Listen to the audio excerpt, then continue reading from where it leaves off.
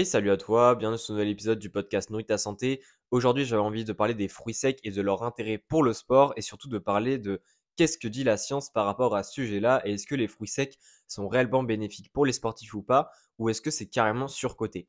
Déjà, ce qu'il faut comprendre, c'est que les fruits secs n'apportent pas exactement les mêmes choses que les fruits banals, donc c'est-à-dire les fruits tout simplement crus, etc., hein, qui n'ont pas été séchés, puisque les fruits secs, vu qu'on les sèche, eh bien, il faut tout simplement créer de la chaleur pour justement faire ce processus de séchage, pardon.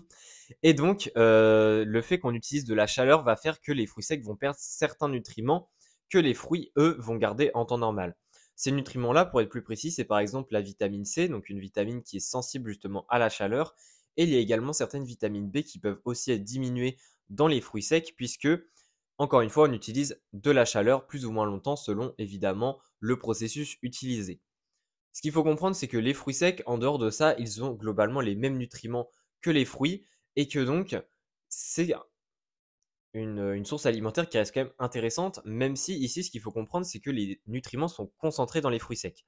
C'est-à-dire que le fait qu'on sèche un fruit, eh bien, ça va faire il va perdre beaucoup de contenu en eau et on le sait que beaucoup de fruits sont très très riches en eau, hein. Par exemple, le melon a plus de 90% d'eau.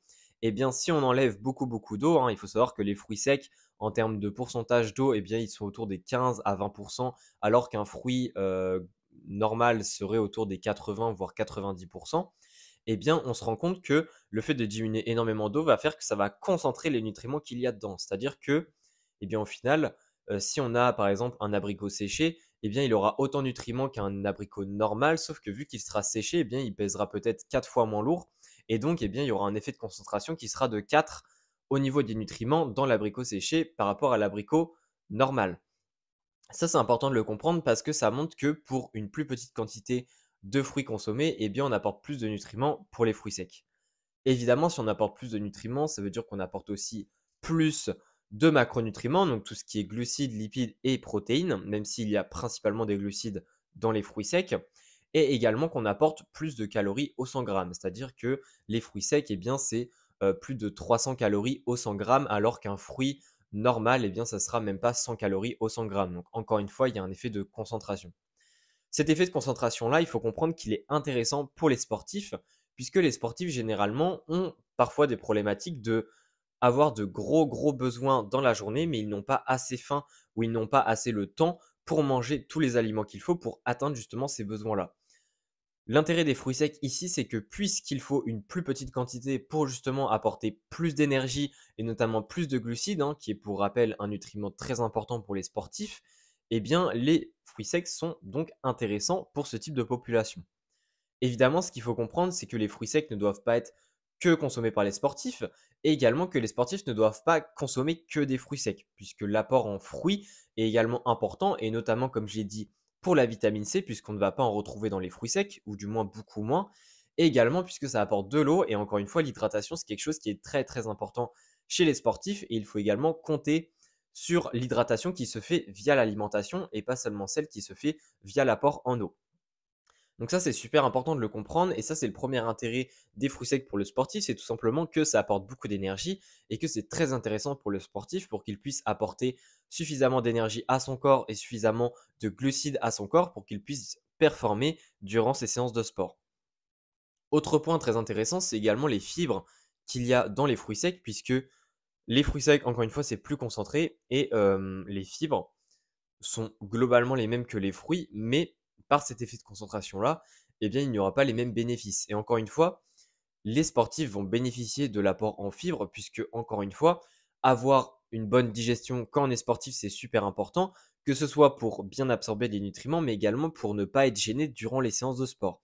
Puisque si la digestion n'est pas stable, eh bien, tout simplement, il y aura des perturbations au niveau des performances sportives.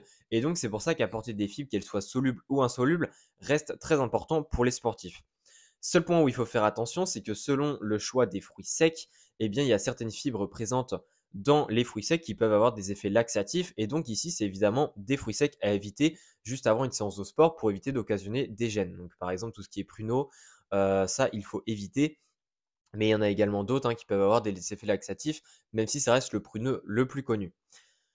Globalement, ça c'est le deuxième point. Et puis troisième point aussi, c'est que les fruits secs ont aussi des intérêts au niveau de l'industrie de la conception des produits alimentaires. C'est-à-dire que par exemple, les barres de céréales que beaucoup de sportifs consomment parce que c'est très intéressant d'un point de vue énergétique et d'un point de vue praticité pour les séances de sport, eh bien c'est grâce notamment aux propriétés physiques des fruits secs, du fait de pouvoir coller plusieurs ingrédients ensemble, c'est-à-dire un peu que les fruits secs agissent comme à la fois comme ingrédient, mais également comme une colle pour, par exemple, mettre, je sais pas moi, des pépites de chocolat avec des céréales, et cetera, et que ça forme vraiment une barre et que ça soit solide. Eh bien, ces propriétés physiques-là permettent aux fruits secs à la fois d'être intégrés dans les collations des sportifs, mais également de produire des collations qui sont très riches et très complètes pour les sportifs, avec des barres de céréales, et cetera. Et ça, justement, c'est grâce aux fruits secs, à leurs propriétés physiques, justement, qui permettent de coller les différents ingrédients. Donc ça, c'est aussi quelque chose qui est important puisque, évidemment, ce n'est pas un produit naturel, hein, tout ce qui est barre de céréales, et cetera. Mais il faut comprendre que c'est très intéressant. Évidemment, ça dépend des marques, mais c'est très intéressant selon la composition pour les sportifs pour qu'ils puissent manger ça juste avant leur entraînement ou même manger ça après leur entraînement pour commencer la récupération. Globalement, les fruits secs, ils ont trois intérêts pour les sportifs que je viens d'énumérer. Le premier, c'est déjà qu'ils sont plus concentrés en énergie et notamment en glucides, ce qui va permettre d'apporter beaucoup d'énergie aux sportifs sans qu'ils mangent une grosse quantité d'aliments. Et ça, c'est très intéressant pour l'aspect digestif et également pour l'aspect praticité. Surtout que les fruits secs, c'est quelque chose qui ne craint pas vraiment au niveau sanitaire et qu'en plus, ça se transporte très facilement. Donc vraiment, c'est un gros point pour les sportifs. Deuxième point, c'est au niveau des fibres. Encore une fois, manger beaucoup de fibres avant l'entraînement, ce n'est pas du tout conseillé, mais du moins dans la journée, manger beaucoup de fibres, c'est très important quand on est sportif et quand on veut prendre soin de sa santé globalement, mais également de sa digestion. Et donc là, les fruits secs ont aussi un intérêt, bien que les fruits peuvent aussi apporter cet effet-là, mais que là, on a quand même un effet de concentration qui peut potentiellement venir ajouter un petit coup de boost à l'apport global de fibres. Et troisième, eh bien, c'est tout simplement que les fruits secs vont aider la conception de nouveaux produits qui sont destinés notamment aux sportifs, mais pas que, et que ces produits-là vont avoir un intérêt pour les sportifs à long terme, que ce soit pour les performances, mais également pour tout simplement le bien-être qu'ils ont, le fait de pouvoir avoir une alimentation qui est facilement intégré dans leur style de vie avec l'entraînement qu'ils ont à côté. Parce que parfois, c'est pas forcément évident de faire à la fois les entraînements et de aussi bien manger à côté en fonction de son entraînement, mais également pour que ça colle aussi avec son style de vie à côté de ça. Globalement, j'espère que cet épisode t'aura plu et qu'il t'aura appris des choses sur les fruits secs. Globalement, pour répondre à la question, je fais que de dire globalement, mais pour répondre à la question du début de l'épisode, est-ce que les fruits secs sont surcotés ou non? Je dirais que non. Je dirais que ce sont des aliments qui sont intéressants à intégrer dans l'alimentation et d'ailleurs ce sont des aliments qui ne sont à mon goût pas assez consommés, hein. J'ai d'ailleurs fait un sondage sur Instagram avec la communauté.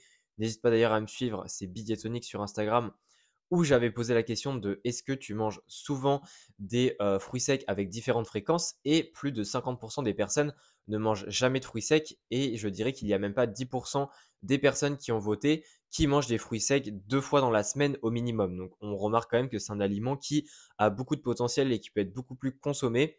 Donc n'hésite pas à l'intégrer dans ton alimentation. Évidemment, ça s'intègre d'une certaine manière. Donc si tu as un doute sur comment l'intégrer, n'hésite pas à m'envoyer un message et je te répondrai avec plaisir. Et sinon, si tu veux aller plus loin, n'hésite pas à me suivre sur Instagram. Encore une fois, il y a encore plus de contenu. Je t'invite vraiment à aller me suivre. C'est là où je mets plein de stories et que je raconte un petit peu tout ce que je fais. Et on se dit à la prochaine. Allez, ciao.